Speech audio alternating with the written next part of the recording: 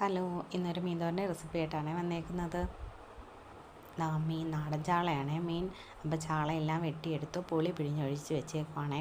ഞാനൊരു അരമണിക്കൂർ അല്ലെങ്കിൽ ഒരു 7-8 മിനിറ്റെങ്കിലും പുളി പിഴിഞ്ഞൊഴിച്ച് ഉപ്പ് ഇട്ട് വെച്ചിരിക്കും കേട്ടോ. എങ്കിലും മീനിൽ നല്ല ഉപ്പും പുളിയൊക്കെ പിടിക്കത്തുള്ളൂ.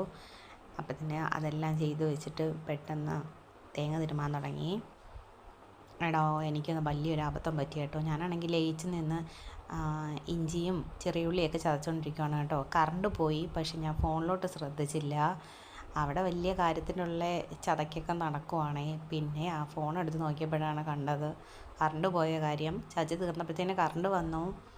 2 കാന്താരിയും കുറച്ച് ചെറിയുള്ളിയും കുറച്ച് ഇഞ്ചിയാണേ ചതയ്ക്കുന്നത്.